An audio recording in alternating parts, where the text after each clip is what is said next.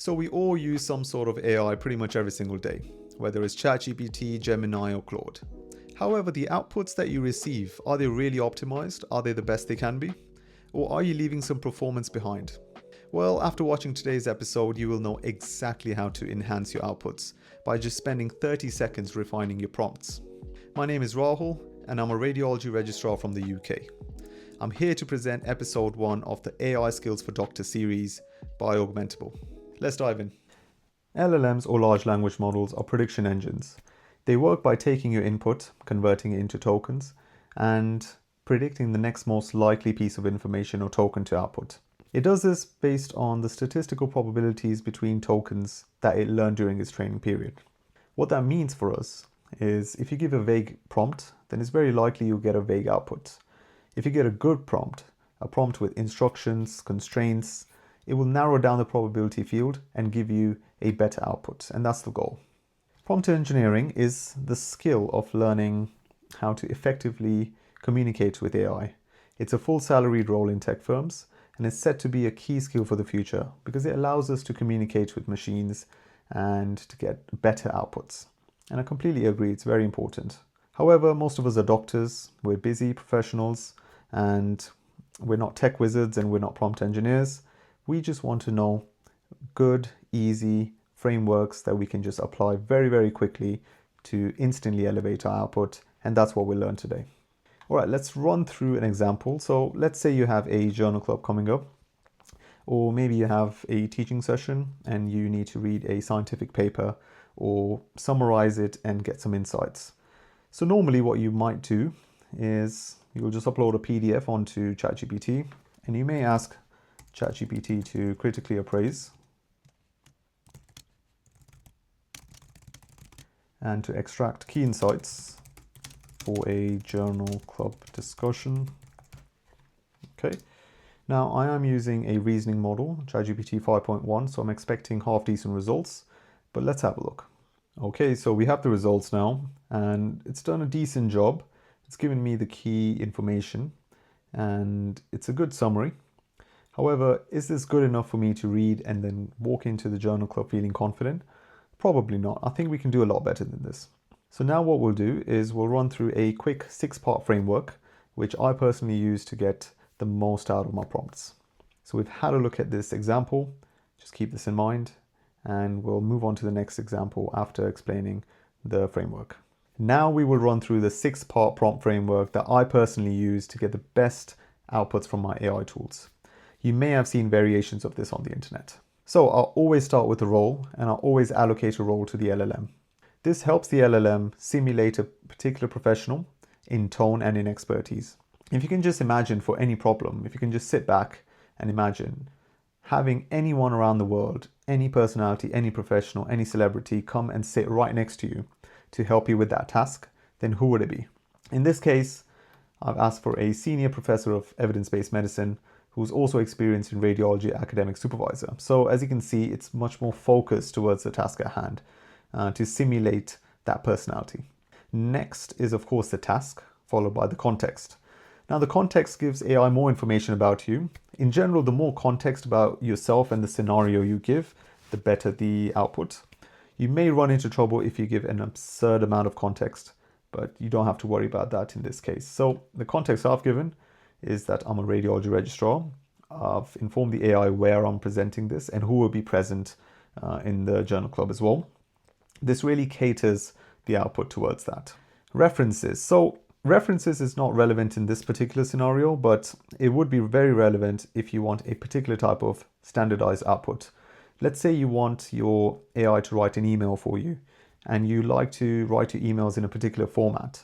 It will be very, very useful to provide 1, 2, or even 3 examples of good emails of the past. This allows the AI to really try to cater the output towards those past examples. Just a word on terminology. If you give no references, it's called zero-shot prompting.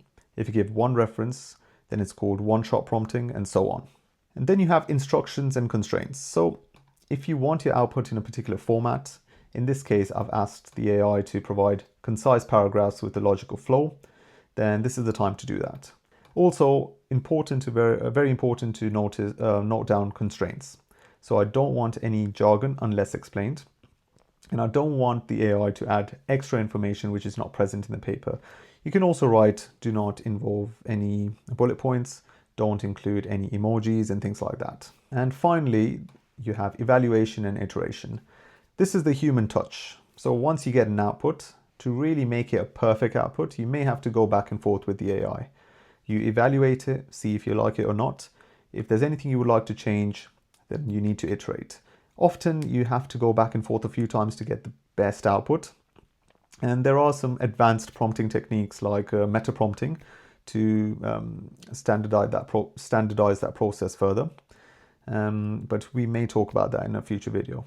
All right, so let's try to insert this new prompt and see if we get different results. So I'm going to insert the PDF again with the new prompt. And let's see what result we get this time. If we can compare both of the outputs side by side, you can really appreciate how detailed the new output is on this side. And it's an output that actually feels like a MSK radiologist wrote it or a senior researcher wrote it. It's a lot more in-depth, it's a lot more informative, and at the end it also gives a nice summary of how you should frame this for a particular journal club. So overall, I've read both of them and it felt like I learned a lot more from the one on the right than the left. Now, this prompt took me probably 30 seconds to create, and I think if I had to estimate, the output is 50 to 100% better than the previous one. So in my view, it's definitely a better it's a great return of investment.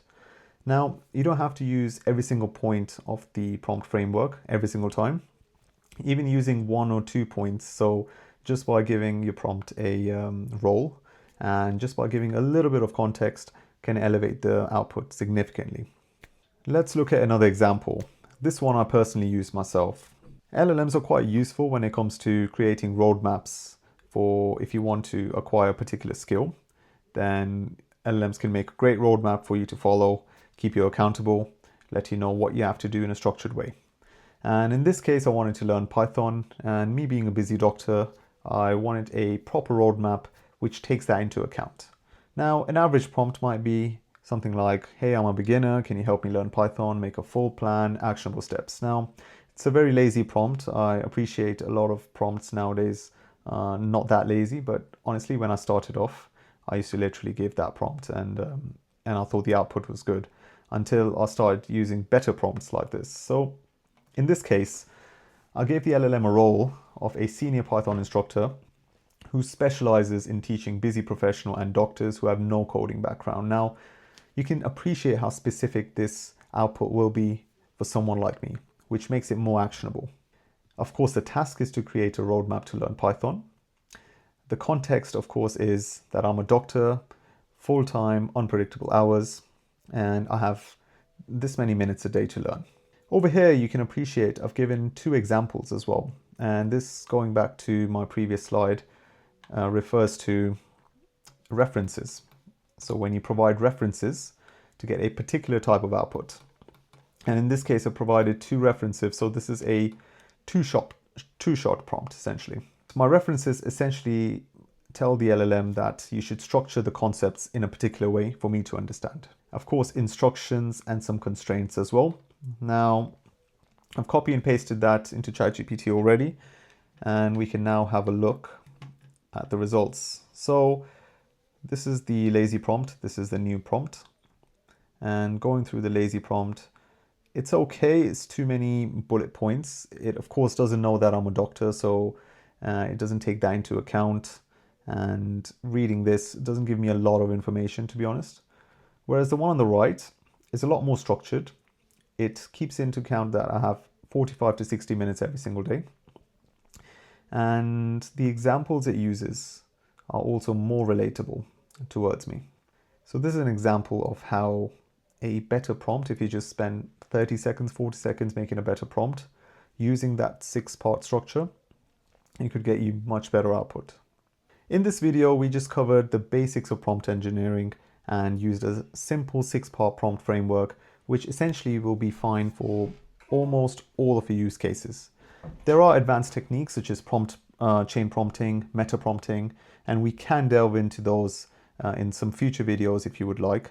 Just comment down below if you want more future videos with these advanced techniques, then we will surely make them. However, 90% of your use cases will be solved by the basics. If you found that useful, then I've created prompt templates for the top 5 use cases of AI that I use as a busy doctor. I hope you find them useful as well. You can grab them from the link below, totally for free. Enjoy. This AI Skills for Doctors series is split into 5 parts. The next 4 episodes will cover the top pain points that doctors face and how AI can be used to help them. We're strong believers that the ones that are using AI for their benefit will be able to get a lot more done when it comes to personal and professional productivity compared to the ones that are not. So if there's anything you would like to learn when it comes to AI for productivity or AI for healthcare, make sure you comment below, and please like and subscribe, and any other feedback you have, don't be afraid to comment below. Thank you very much, and until next time.